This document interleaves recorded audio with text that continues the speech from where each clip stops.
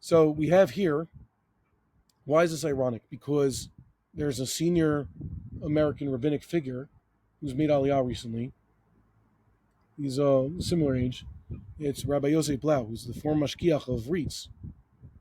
And he put out this statement yesterday, which has drawn controversy. I read it, and I wanted to give my own response to it.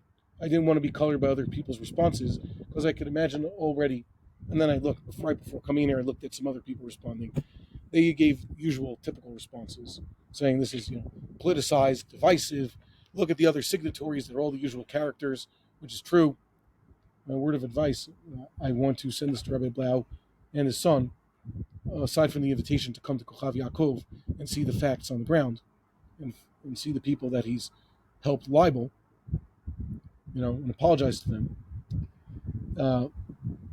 He should also know that if Haaretz really, really likes him as our new go-to Orthodox rabbi, then he really should rethink his career path.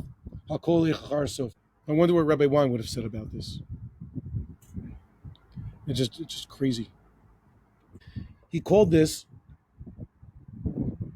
a call for moral clarity, responsibility, and the Jewish Orthodox response in the face of the Gaza humanitarian crisis. Already, that's an insult to many Jews.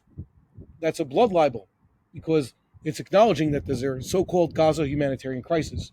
Like most things you read about in the newspapers, it's just made up for some sinister reason. Like the idea that a trans woman is a woman, or that there's those vicious settlers who are lawless and going crazy, right? Harming innocent Palestinians, and many other lies and blood libels. So the fact is, he's responding. We need a Jewish Orthodox response to the Gaza humanitarian crisis, which, by the way, in case the esteemed rabbi was unaware, is a fiction created by those who seek to kill the Jewish people, the eliminationist anti-Semites, in an attempt to make Westerners hate Jews. We've discussed this before, really quickly. Tanakh lesson. The war. King Yehoram of Israel, King Yehoshaphat of Yehuda, allied with the king of Edom to quell the Moabite rebellion. Right at the beginning of the second book of Kings, right? So the king of the Moabites wanted to turn king of the Edomites against his Jewish allies. How did he do it? By sacrificing whoever, the Edomite son or his own son, burning his own son as like a sacrifice on the wall. They besieged the Moabite capital. Now you have to ask, what does that have to do with the Jews? The way we found the shot in that parak was, by the Moabite king doing this sacrifice of apparently his own son, it got the Edomites and their king against the Jewish alliance. Okay? And by the way, this is why Hasbara will never work. It's a stupid effort. You know why? Someone said, or many said, the Israelis like Churchill said, the lie was getting around the world while they're still just putting on their pants, right? They really had a Hasbara fail in this. There's no such thing. It's not worth an attempt. Edom and Esav are sitting there just waiting to hear the next blood libel so they could go back to hating the Jews. Correct? They don't care if it's factual. They don't care anything. Just, oh, thank God, the Israelis, the Jews are, massacring, starving, humanitarian crisis. We believe it. We don't have to see the facts or anything. We don't hear a response. We got our fix, right? Shalom Yisrael. Everything is good. Okay? That's why it's pointless. By the way, this is one of those things. So, Rabbi Blau writes that the humanitarian crisis unfolding in Gaza, once again, is one of the most severe in recent history. Yes, it's severe because it's causing mental illness among rabbis who should know better. While it began with the horrific terrorist attack by Hamas on Israel on October 7, 2023, I don't know why the rabbi chose to use a secular date. We refer to it as Shmini Atzeres, but we digress. A brutal act that justifiably demanded a strong military response and demand for the release of the hostages.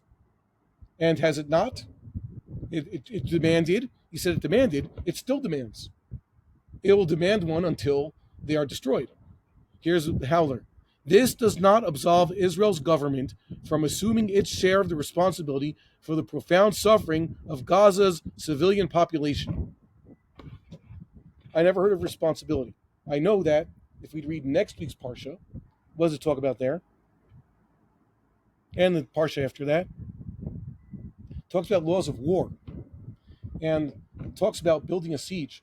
Uvanita matzor al ha'ir asher hi osa milchama itcha milchama ad ridta. Besieging a city is demanded by the Allah. That's how you win the war. The Shulchan Aruch, yeah, yes, the Shulchan Aruch, which normally doesn't have most of the laws of war, also mentions, right? Yeah, Ein Sarin Arara Shulgayim on Shabbos. You don't, but the halacha is even Jericho is besieged. Okay, and they talk about Baal Tashchis. When you besiege the city, what can't you do? Destroy the fruit trees. But the Torah assumes, and the halacha assumes, that siege is a normal mechanism of Jews waging Milchemes Mitzvah or Milchemes Rishos. Why is this important? Because a siege involves what? Starving out the enemy population. You know what? Anybody who's made war knows that if you provide the enemy with anything, aid, even currency, food is currency in these situations, you are aiding and abetting the enemy. You are a traitor. That is treasonous. You are harming your war effort. You are harming your soldiers. You're putting your own people at risk. All these obvious problems. There is no responsibility for Gaza's civilian population. We're supposed to besiege them if we want to beat them.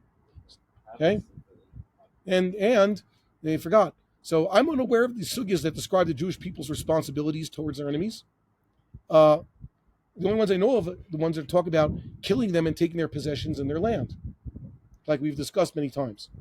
So if I could meet with Rabbi Blau, I'd like to ask him if he could please point to me the biblical verses and the Talmudic texts, perhaps the codes, the tshuvas that describe these responsibilities. All I could find was, well, recently people wrote tshuvas about that. Oh, good, recent tshuvas. Thank you. But it doesn't matter. Okay, 20th century rabbi writes this. We have responsibilities to wage war. Rabbi Bar-Hayim left, and someone said you have to do this in war because it's pikuach nefesh for the enemy civilians. You don't care about pikuach nefesh for the enemy civilians. Otherwise, you couldn't have a siege. The Torah assumes you don't give a diddly squat about what goes on with their enemy civilians. They shouldn't be with their enemy. Come out and surrender. Run away. You give them that chance. By the way, we saw the call to surrender. The call, shalom means to surrender. All right? The call to surrender is given when you attack them. They attack you, right? You don't have to tell you, well, we have to stop and call to surrender, call for all these things. By the way, we gave them a call to surrender. They've had a chance to surrender many times. Okay? And by the way, this is another thing. It's shocking. People never got around to learning what it means in the Torah. Lo tichrot lahem brit v'lo tichonim. Or lo tichrot lahem v'lei lohem brit. What does that mean? Rashi on this, by the way. When it says, don't make a covenant with them, doesn't mean don't make a foreign alliance, or let's say a Solomonic. King Solomon has economic relations with all the different nations, right? That's not forbidden by the Torah. Lo tichrot lahem brit means do not let them stay in the land of Israel, continuing to do what they do. If you want them to stay, means yeah. Look where it talks about what they're conquering the land in places where they didn't finish the conquering. Yeah. There's a part where it talks about yeah. Rashi writes there that this was Hagar Be'edei Hashem. Yeah. They called it yeah. So the Tichrot lahem brit means let them persist doing their things. If they want to persist, they have two choices: convert to Judaism or become Geri Toshav and accept your mastery, like we said before. That's what the Torah is saying then. So there's these two psukim. And making a foreign military alliance, like the kind described later with the kings of Yehuda and Israel, with the Assyrians and the Egyptians and the Arameans, etc., right? Those were not forbidden by the Torah. Those are castigated and forbidden by the prophets. Okay? So most people never get around to learning what this pshat and two psukim, one's in Shemos, one's in Devarim, are talking about. Lo tichrot lahem brit means do not allow them to persist in the land of Israel, doing what they're continuing to do. You have a question about that? You disagree? People never got around to reading it. Das Mikra, actually, is one of the best expositors of this. It's in their commentary to Shmos. Okay? So read that, and forget about that. So that's a problem. And he continues saying things that also, he forgot what it means to lay singe. He has a little... It talks here about the death tolls rising, significant loss of lives, Israel's limiting of humanitarian aid, at times completely halting entry of food and medical supplies, has raised the specter of coming starvation. Well, if they would, halavai, they would do such a thing. Once again, we've forgotten that you're supposed to lay siege. I don't get it. I don't get it. He wrote here. I think it's getting second level already because Yeah. they've been shouting famine, famine forever, so that no one believes it. Now the Cry wolf, yeah. no, but that's the first level. The second level is that in certain newspapers already says once the real famine comes and they will shout famine, no one Yeah. will listen. So the newspaper are already getting to the second level. Oh, okay. Okay. What does he continue here? He says here, this whole month, he forgot also the Gazan civilian population supported and participated in the pogroms, right? And also in practice, the Hamas organization is the army of the people. The IDF. Who is in the IDF? Who is the IDF? You, Jewish men, young men. Okay? The people produce the army.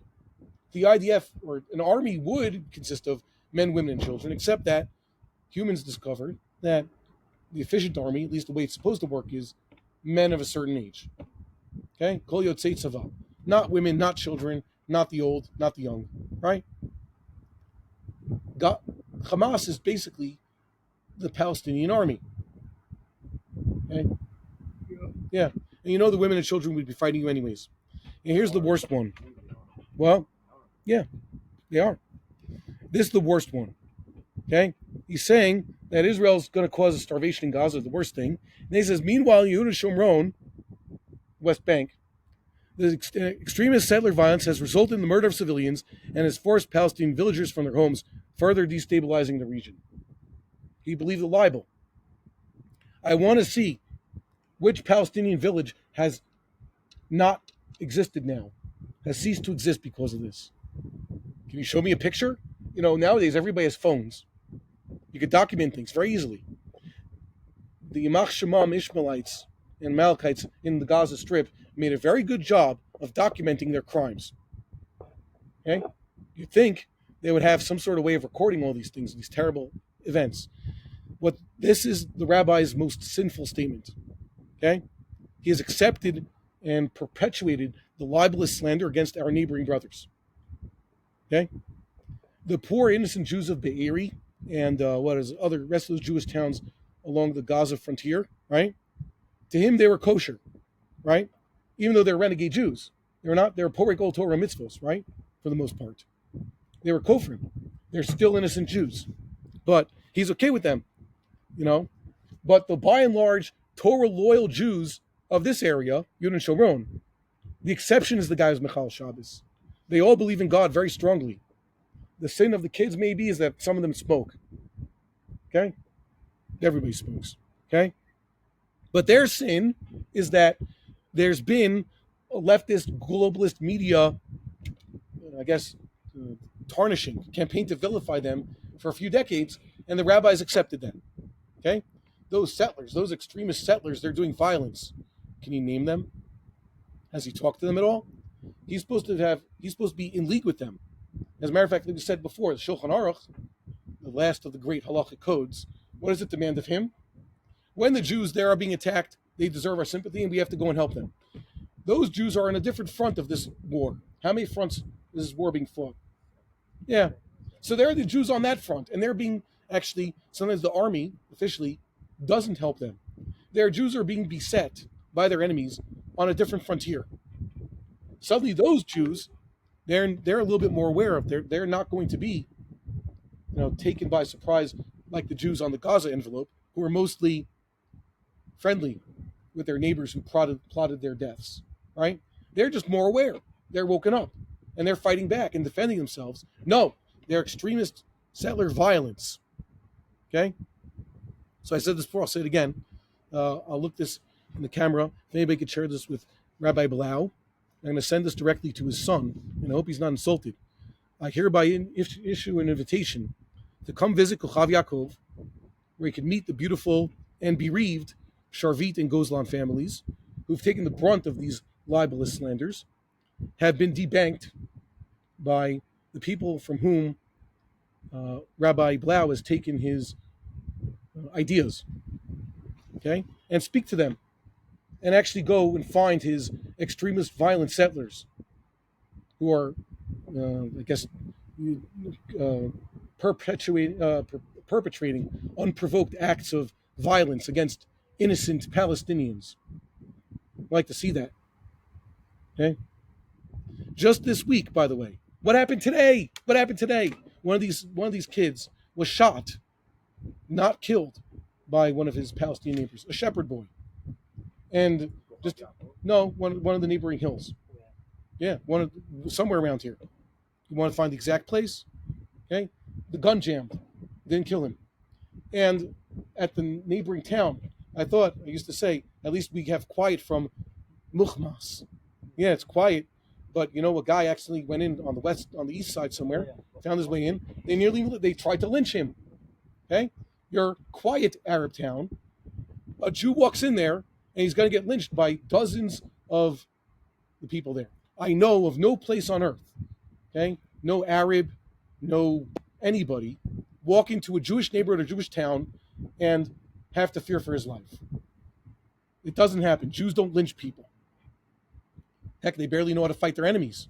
Their religious leaders don't even know how to point the finger at the enemy. Like the Chazon Ish used to joke. In Ashkenazis, it sounds very much, Ohev and Oyev sound the same. One's Ohev and one's Oyev, right? It's Chazon Ish's joke. Okay? They don't know the difference. Okay?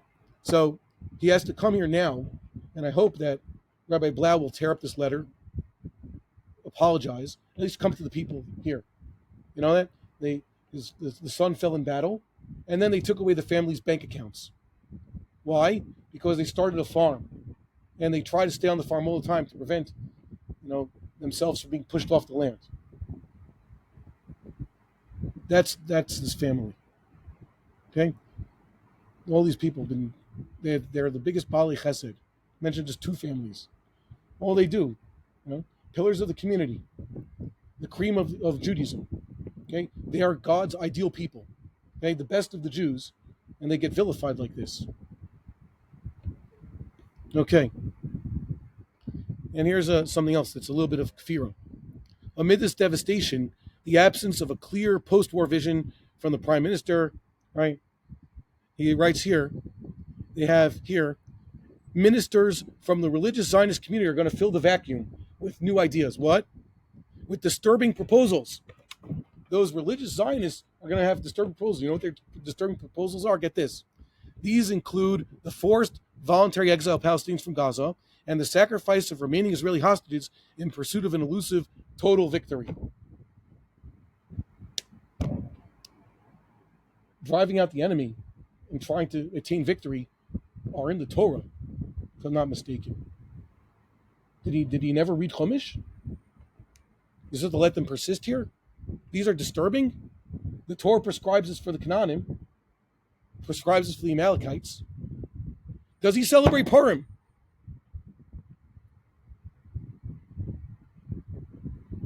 So all the responses I've seen until this one did not go into like the nitty-gritty, which sentences are contradictory of what you can get from studying Torah. This is a problem.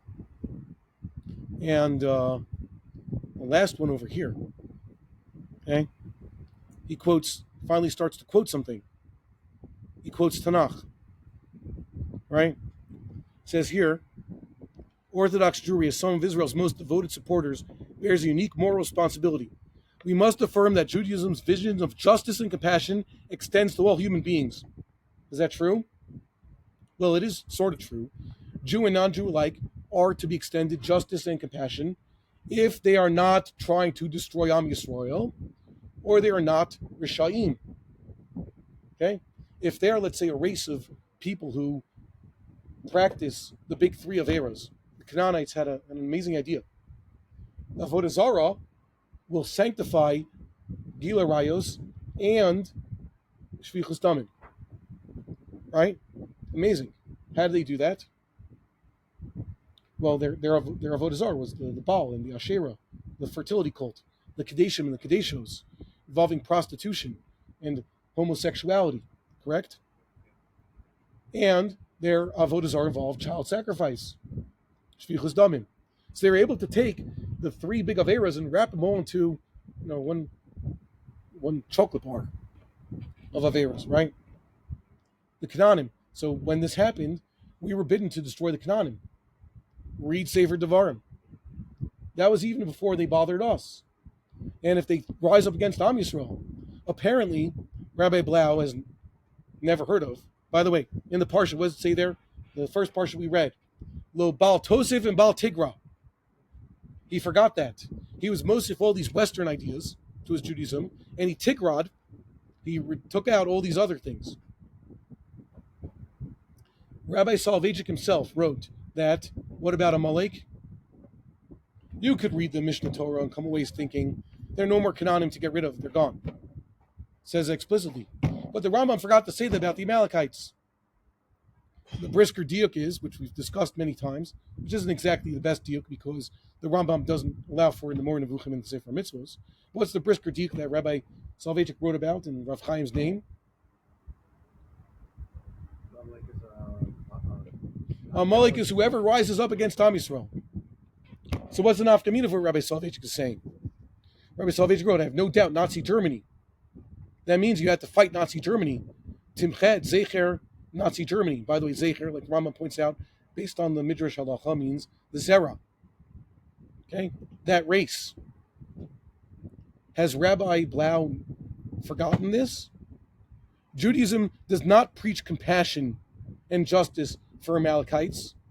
And Rabbi Soloveitchik would say, even for other nations that adopt the Amalekite creed, Nazi Germany, Chai v'Kayom.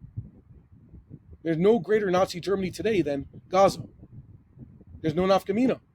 Yeah, they spoke German. And they speak Arabic. That's not a nafkamina. What what language did the Amalekites speak? Some other Semitic language close to Hebrew. Yeah. Okay? Like a friend said, Amalek can speak Hebrew also. The Mufti sat with Hitler. Okay? So he's forgotten this. He quotes this. Yeah. You should do justice. It's great. Torah says do righteousness and justice. That means you have to provide for your enemy and not kill him. And facilitate his next attack against you. This is, whatever, terrible. Just terrible. It's terrible because it makes a mockery of the Torah. And it's terrible because it libels my friends and neighbors and fellow Jews. So I'm not going to be able to educate Rabbi Blau. I don't know him. Thank God I didn't have to learn from him. But I hope he has time before Yom Kippur to come and apologize to everybody here.